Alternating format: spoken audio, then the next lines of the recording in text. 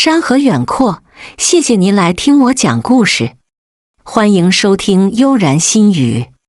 徐书洛发现家里进贼了，他本想给张秘书打一通电话，结果发现手机没电了。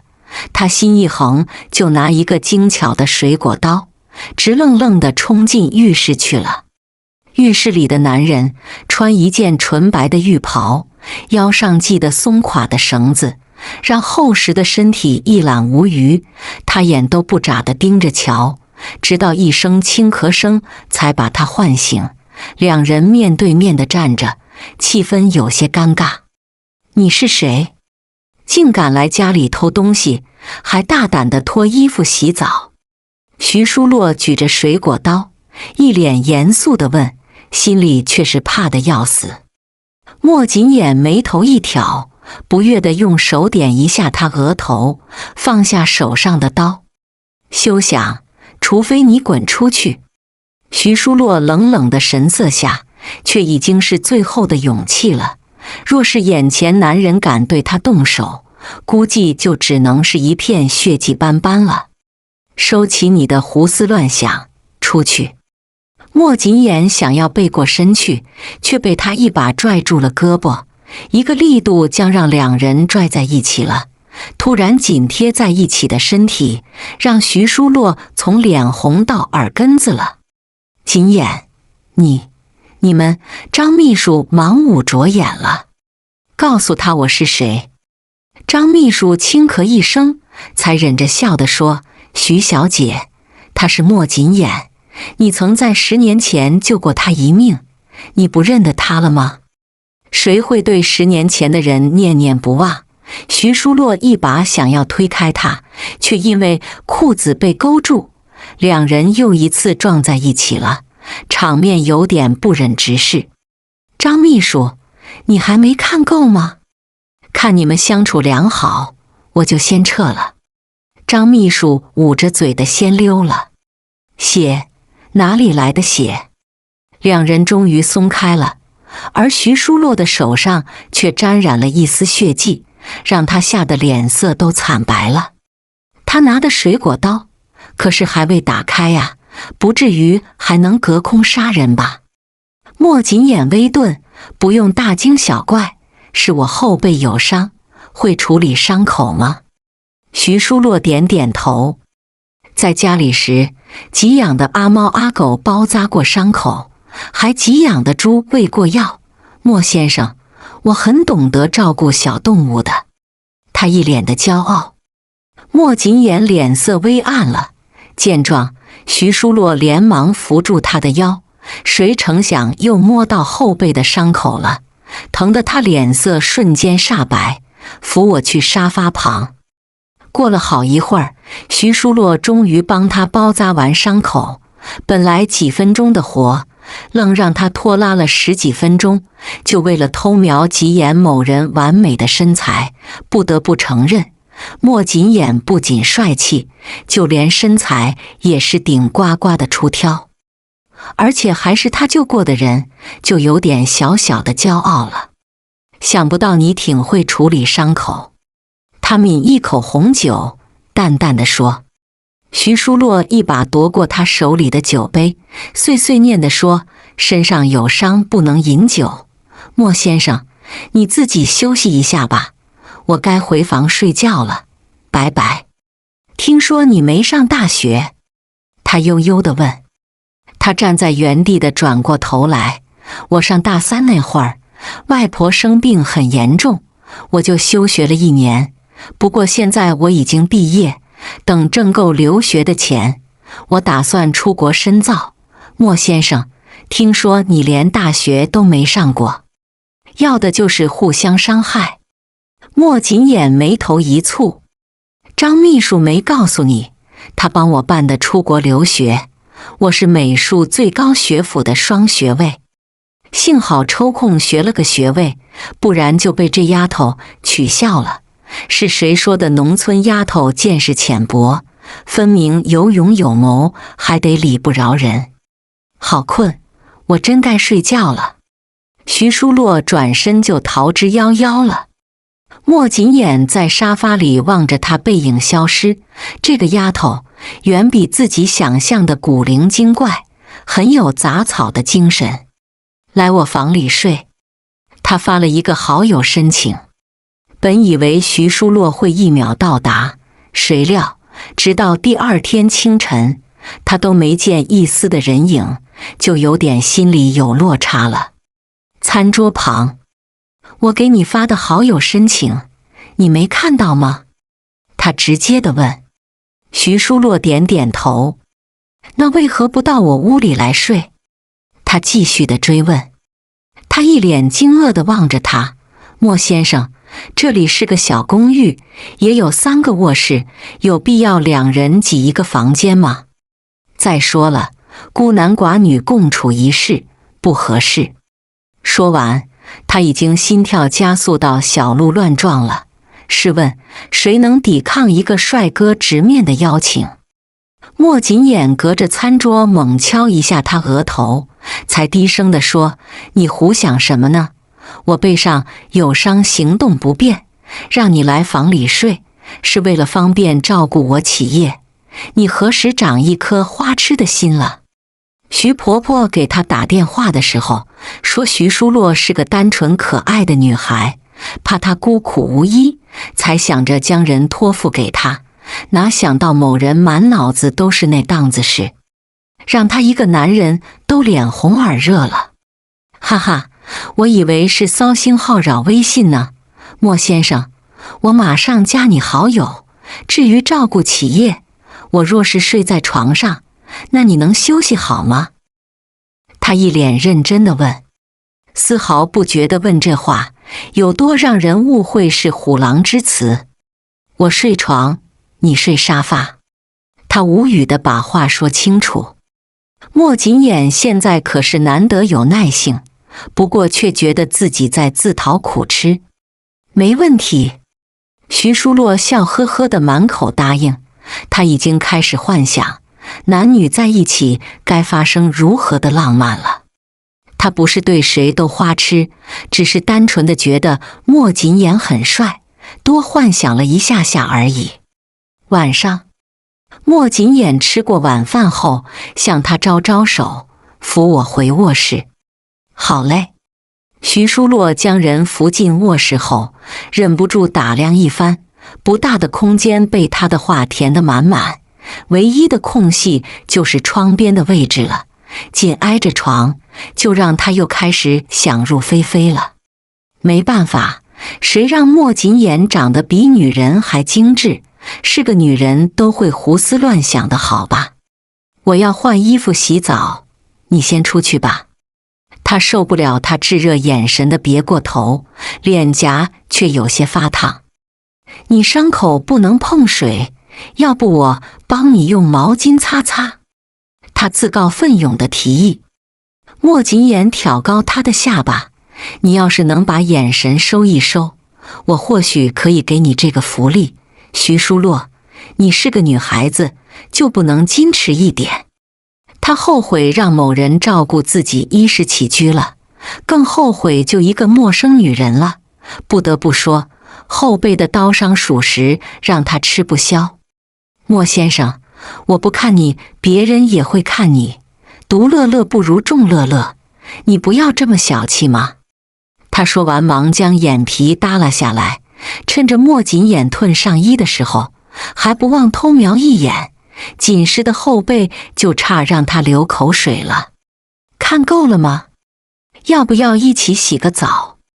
莫锦眼这么一问，让徐淑洛脸颊红到像煮熟的虾子，连忙摇头地说，我去做表格了，你慢慢洗。说完就撒丫子逃了。半夜下大雨，电闪雷鸣的狂暴天气让徐淑洛吓得脸色发白了，纠结好久才低声问，莫先生，我可不可以提个不情之请？不能。莫锦眼一口拒绝了，还不忘拉高被子，不给他偷袭的机会。我怕打雷，让我进被子里躲会儿。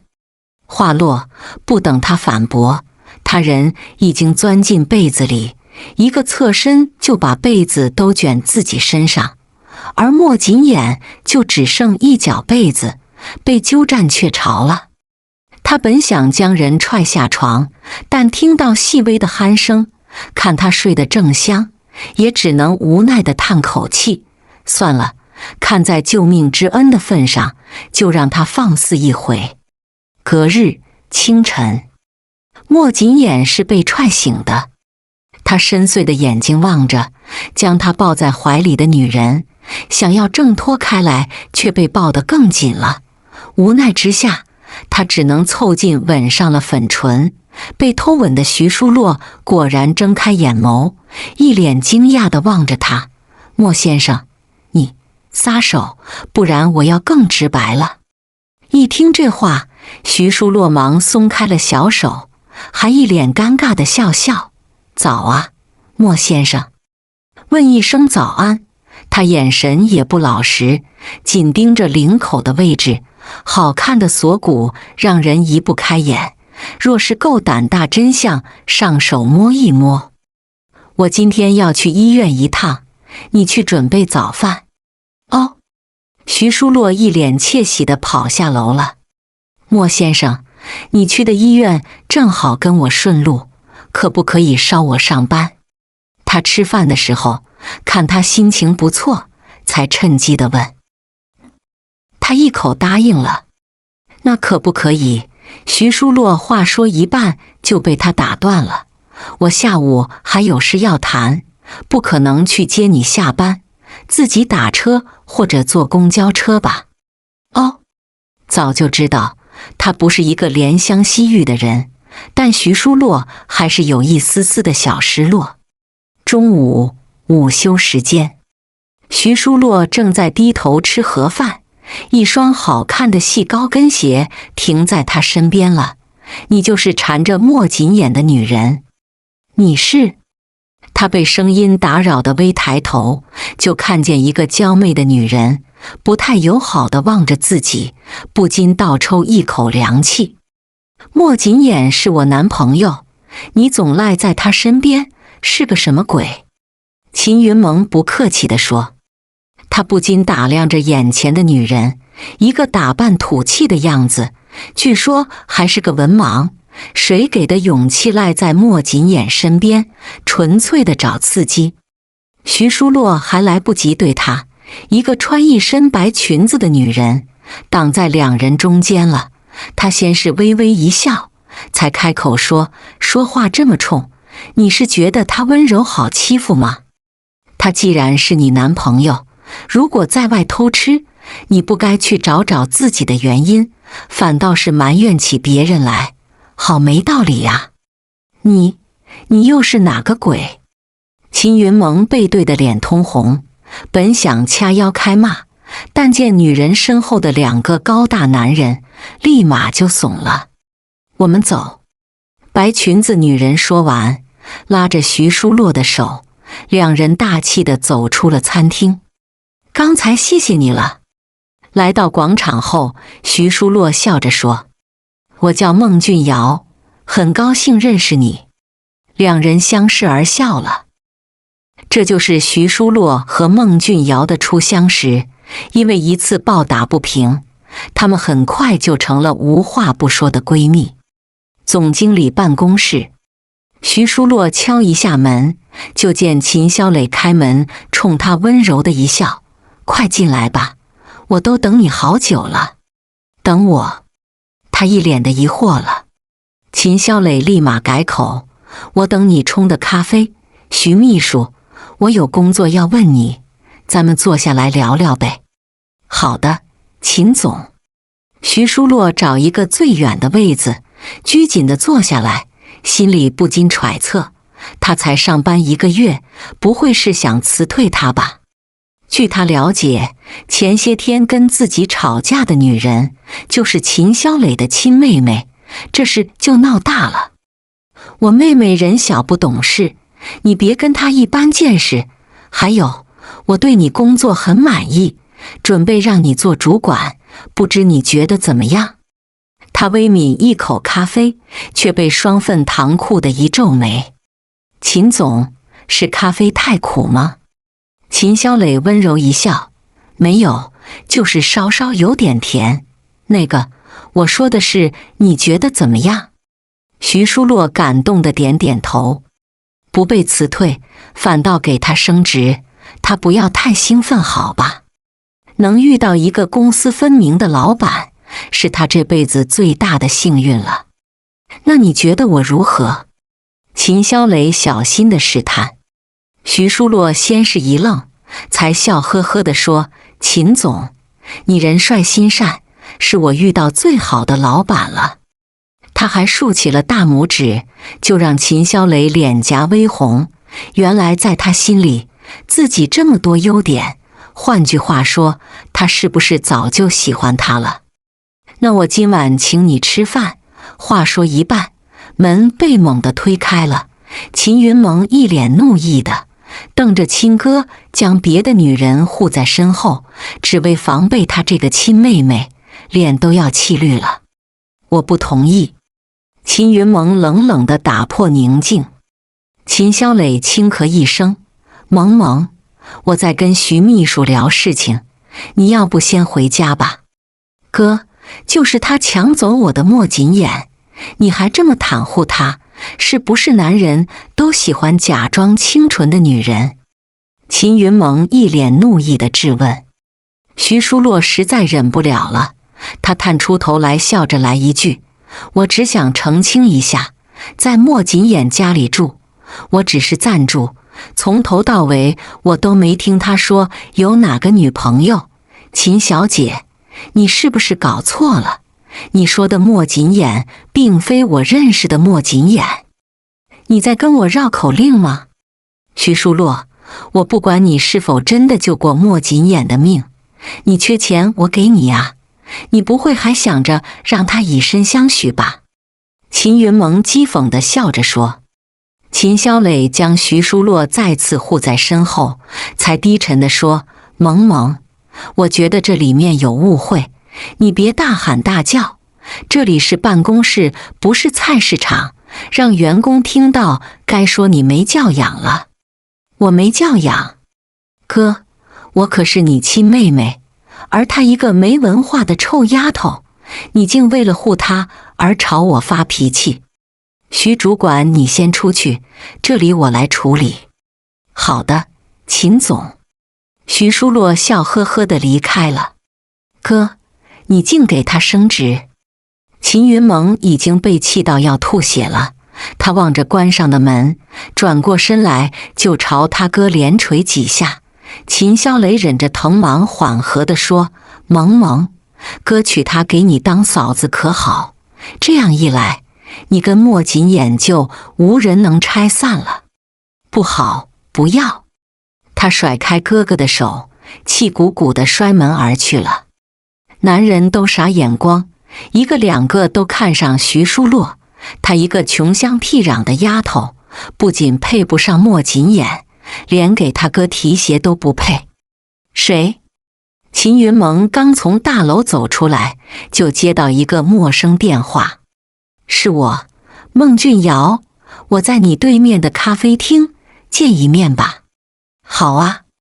秦云萌笑着挂断了电话，气冲冲地往咖啡厅走去。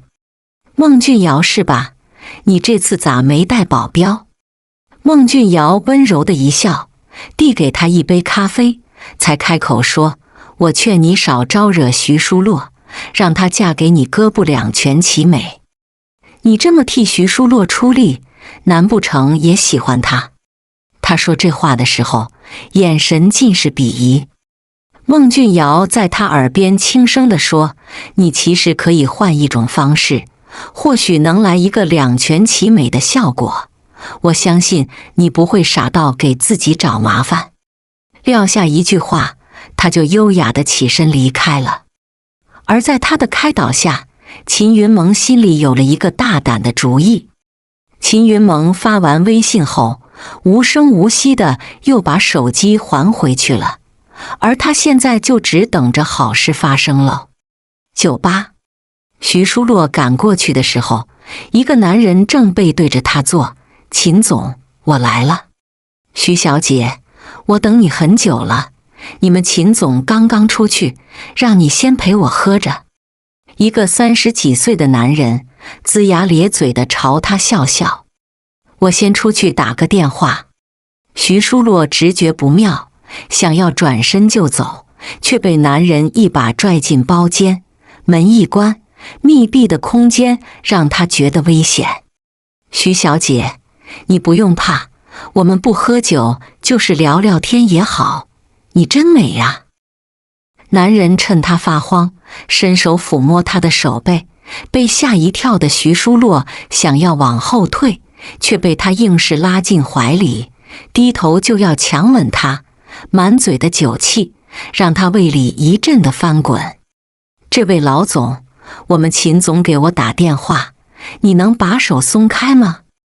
男人朝他坏坏的一笑，我今天的任务就是要把你带走，松开手你不就逃了？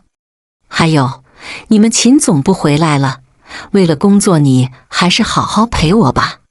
说完，男人轻身猛地压过去，厚重的身子把徐书洛压得喘不上气来，他的一只大手也不老实的想要往他腰上摸，吓得徐书洛一个劲的大喊大叫，奈何音乐声太吵，外面根本听不到任何的呼救声。徐小姐，你今晚是跑不了了，哈哈。男人肆意的想要对他动粗，却听门被猛地踹开，来人劈头就给了男人一酒瓶子，不等男人反应过来，就闷声被打晕了。还能走吗？徐书洛被吓得浑身虚脱，但还是紧拽着他胳膊。两人正打算从门口离开，就见急匆匆赶到的秦霄磊一脸抱歉地望一眼他。徐主管，你没事吧？我再晚来一步，他就被里面男人给欺负了。秦霄磊，人在你公司上班，人也是你约出来的，出来这么大的事，你竟然消失不见了，我都开始怀疑是你自编自演的吧。莫锦言冷厉的眼神让秦霄磊极不舒服，他伸手想要带走徐书洛，却被一拳给打到嘴角，嫣红的血渗出来，看着就十分刺目。对不起，秦总。徐书洛想要再说话，就被莫锦眼拉着一路走出酒吧了。两人上了车，气氛一度变得很压抑。你手受伤了？他看一眼白色衬衣的血迹，自责的脸色都泛白。不用管。莫锦眼甩开他的手，对于他去酒吧这种地方，心里至今还堵得慌。万一他晚到一步，徐书洛吃亏受了委屈，那他岂不是辜负了他外婆的托付？一个女孩子这么不懂得保护自己，他也是气到肺炸了。我给你包扎完伤口，你再骂我行不行？徐书洛小声地说。莫锦眼猛地将他拽进怀里，低头强吻上了粉唇，霸道而又惩罚的举动让徐书洛无助到掉眼泪了。许久之后，他才将气喘吁吁的人松开，在他耳边低喃地说：徐书洛，被人欺负的感觉不好受吧？我看你还敢不敢随便赴男人的约？男人没一个好东西。他委屈巴巴瞅着他说。他竟扑哧笑了。一个教训，教会你一个道理，徐书洛，你果真冰雪聪明。徐书洛擦去眼角的泪痕，直勾勾地盯着他。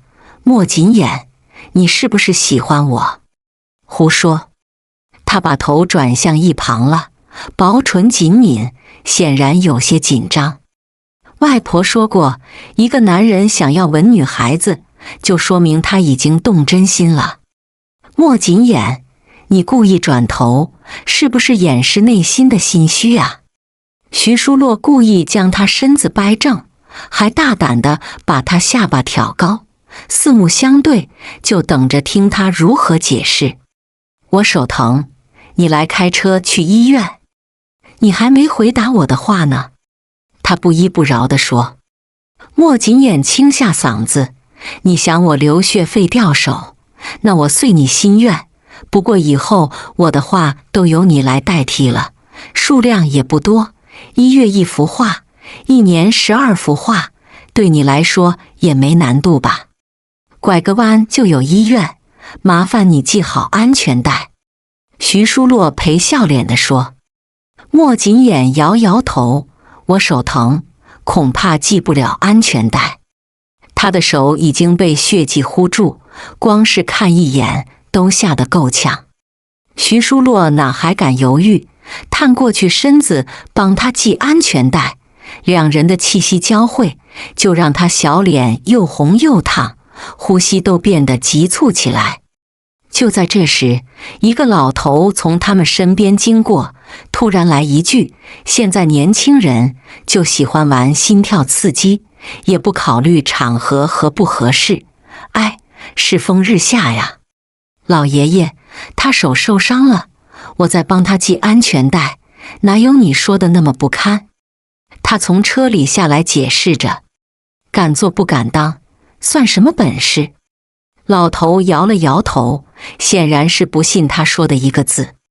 莫锦眼也跟着下车，来到他身边，爬耳朵上说：“别跟老人家争辩，你是吵不过他的。”徐书洛踮起脚尖，拉低他的头，就在薄唇印上一吻，笑盈盈地望向老头：“老爷爷，我可喜欢他了，非他不嫁的那种。”完全一副你能奈我何的气势，让老头气不过的灰溜溜走了。徐书洛，你好不没矜持。莫锦眼脸色泛红的转身上车，背过身的瞬间，嘴角忍不住的上扬。徐书洛紧跟着上车，忙解释道：“我就是气他胡说一通，莫锦眼，我这是替你鸣不平，你不会还想生气吧？我可不敢。”他玩味的轻松一笑，其中的漫不经心就让徐书洛很不爽。他只是试图在解释，好像占多大便宜似的。徐书洛懒得再搭理他，猛踩一脚油门，车子行驶在大马路上了，一路在飙车，宣泄心里的不满。你这个画家这么不爱惜手，是想毁掉职业生涯吗？作为医生的好友，有些数落地对他。一旁的徐书洛心虚地低头玩手机，而谁想到帅气的医生又八卦地来一句：“她是你新交的女朋友？”不是，他一口否定了。医生把手包扎好，才又打趣地说：“那她绝对是你第一个女性朋友。”而后又朝徐书洛笑笑地说：“美女，我这哥们脾气不好，你没少背他对吧？其实他是外冷内热，相处久了你就会发现他很香的。”嗨嗨，徐书洛咳嗽着跑出医生办公室，站在大厅里用手狂扇风，小脸依旧燥热的厉害。他不会真喜欢莫锦眼了吧？才会有这么强烈的反应。而包扎往伤口出来的人儿，看他在风里慌乱的样子，唇角不自觉地微扬起来。不得不说，谈恋爱的时候确实会让人心情愉悦。莫家在郊区的老宅，莫锦眼坐车赶到的时候，孟俊尧已经坐在长辈身边，万红丛中一点绿，十分可爱而又抢眼。锦眼，孟俊尧趁机朝他走过去了，两人来到花园里，顺利躲开了长辈们的唠叨。谢谢你帮我敷衍这些长辈。他一脸笑意地看着他。莫锦眼淡漠挤出一丝笑，不用感谢我，你也帮我解决了秦云盟。空气仿佛静止了。还是孟俊尧打破宁静地说：锦眼，你不想被长辈参与感情，我也与你同样的感受，那我们俩能成为统一战线的战友吗？他试探地问。我随后可能要出国，估计不能吧。莫锦言想出国深造2年，也为了躲开长辈的催婚。毕竟在感情里面，他喜欢纯粹而又舒服的交往方式，或者说是一种水到渠成的美好，而不是为了结婚而联姻，就显得有点别扭了。那我可以请你吃顿饭吗？全当是送别。他一脸期盼地盯着他。好吧。莫锦言觉得，作为普通朋友吃一顿饭也是很平常的吧。但他万万没想到，孟俊瑶的心机远比他所看到还要深沉，甚至险些毁了自己的爱情。主题音乐餐厅。孟俊瑶有些羞涩地笑笑，舒洛，我男朋友已经向我表白，我们还打算出国了呢。是吗？那可是真的太好了。徐舒洛真心替他高兴，毕竟孟俊瑶是他为数不多的朋友，自然十分的珍惜。舒洛，那一会儿你帮我把关，他对我的爱太火热，我都有点觉得不真实了。孟俊瑶说到最后，脸颊都红到滚烫了。或许在爱情里的女人都是极容易敏感和多疑的吧，爱一个人就越发没有安全感。锦眼在这边。孟俊瑶朝他挥挥手。等到走近时，莫锦眼看到一旁的徐舒洛，脸色一变，你怎么也在？他有种预感，这个孟俊瑶是故意这么做的，为的就是要离间他们，但是已至此，他也只能硬着头破坐下来了。徐舒洛万万没想到，孟俊瑶的男朋友竟是莫锦眼。他有种心在揪揪疼的感觉，现在坐得端正，不过是强忍着，不想彼此太尴尬罢了。孟俊瑶微微一笑，锦眼，这就是我最好的闺蜜徐舒洛，我们认识。他淡淡的接茬，冷冷地盯着徐舒洛，脸上看不出喜怒来。那还真是缘分，舒洛，这位就是我跟你说的，一个年轻有前途的画家，在国内外画画界的声誉都是响当当的，我很喜欢他的画，也很崇拜他。孟俊瑶现在一脸痴痴地望着莫锦眼，在徐舒洛看来，他们就是金童玉女的一对，十分的般配。而他呢，一个没权没势的穷丫头，不过是借住他家，有啥资格谈喜欢？你们慢慢吃，我公司还有事，就先撤了。吃到一半，徐舒洛就想趁机溜走，却被莫锦眼拽住了小手，一脸坚毅地望着他，我跟你一起走。锦眼，你刚喝了酒，我开车送你们吧。孟俊瑶也笑盈盈地站起身来，不怒反笑，就让人看透他的心机重。不用了，我带女朋友约会，就不劳你费心了。莫锦眼说完，就拉着徐舒洛走出了餐厅。一上车，他关上车门，就轻身靠近着他，低沉的声音在耳边缭绕。徐舒洛，我曾在国外无意救过他，回到国内后，他又是长辈安排的交往对象，但我并没有答应。他一股脑地说清楚了。哦，徐舒洛淡漠地应了声。可孟俊瑶说的是他主动表白，还要带他出国留学，真不知该信谁了。徐舒洛，我喜欢你。他在耳边低声表白。徐舒洛淡定的一笑，那我考虑一下，再答复你好吗？此时此刻，就这么选择相信，他还是说服不了自己。好，我给你3天时间考虑，时间一到，我就要坐飞机出国了。他心里想的是，不管他接不接受，莫锦眼都会带他一起出国。他若不爱，他会努力让他爱上自己。他若是喜欢别人，他也要生生地抢过来。不是霸道不可理喻，是他单纯的离不开徐舒洛。第2天咖啡厅。徐书洛本不想赴约的，但拗不过孟俊尧的苦苦央求，只能出门见他了。两人相对而坐，气氛有些别扭。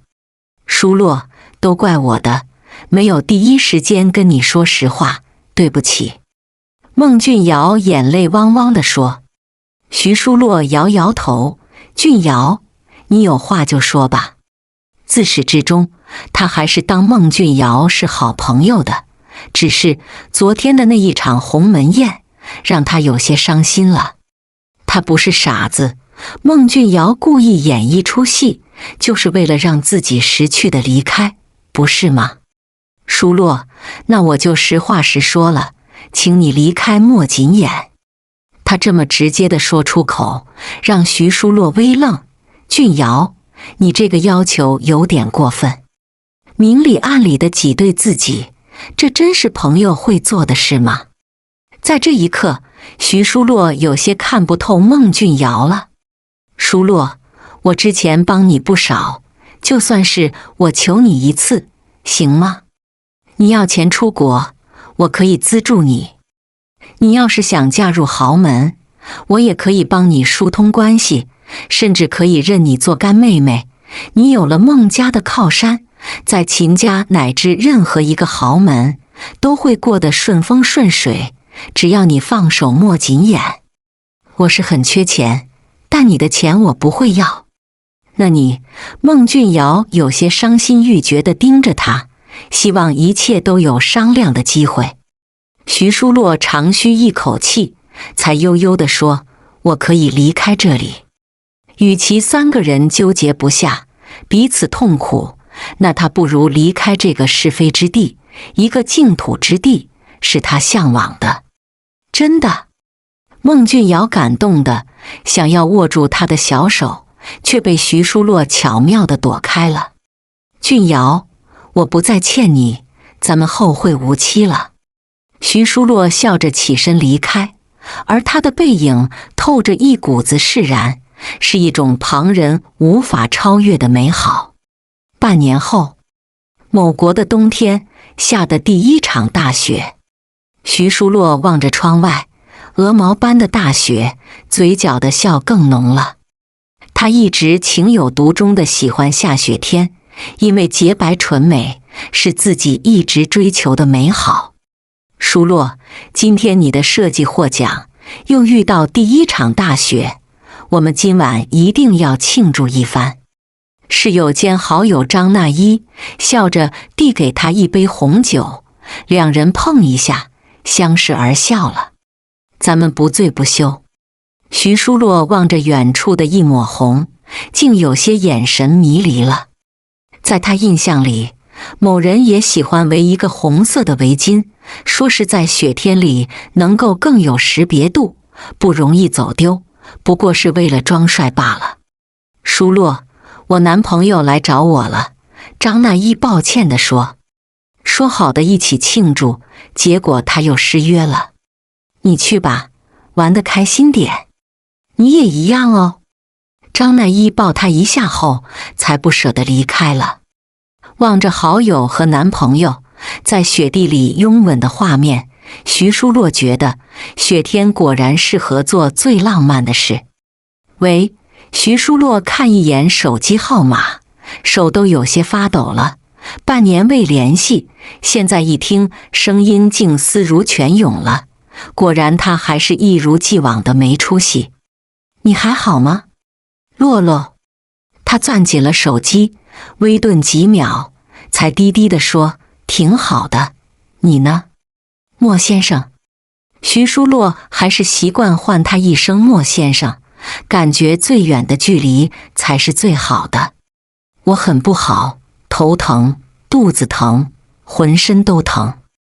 他一脸激动地望着窗内的身影，分别半年，他越发肤白貌美了，而自己却受相思病的困扰，变得消瘦且油腻了。原来爱得越深的人，注定是输的那一方。徐书洛有些急了，那你赶快去医院做一个全身的体检，让张秘书全程陪护。我想见你了。他突然的煽情起来。等你病好了，我一定过去看望你。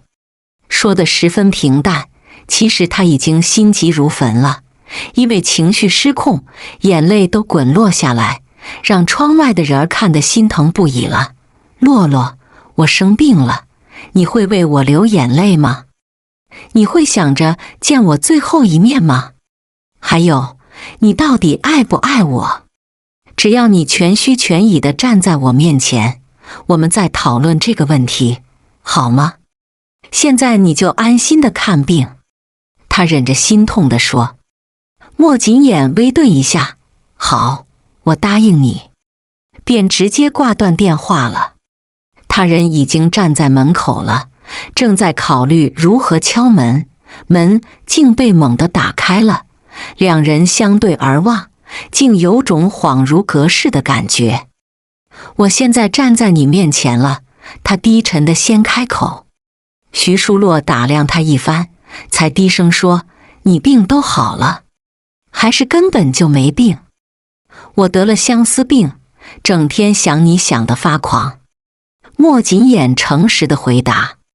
在过去的半年，他活得生不如死，每天除了超负荷的工作，就是夜深人静对他的思念，就连梦里也是他影子，根本忘不掉。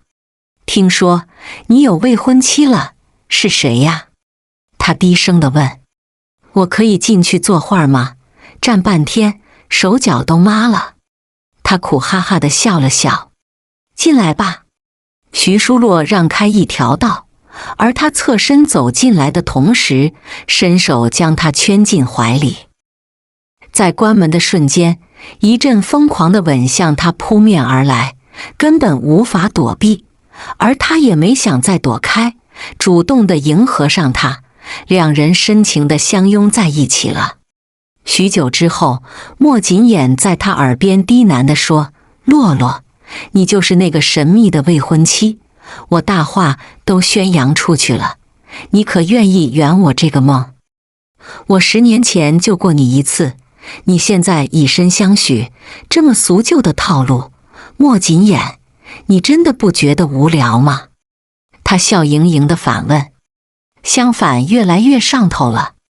他宠溺地轻刮一下他的鼻尖，徐淑洛踮起脚尖，先是在薄唇印上一吻，才又娇羞地在他耳边说，主动送上门的男人，我没理由不收啊，莫先生，你的确是我的菜。全剧终。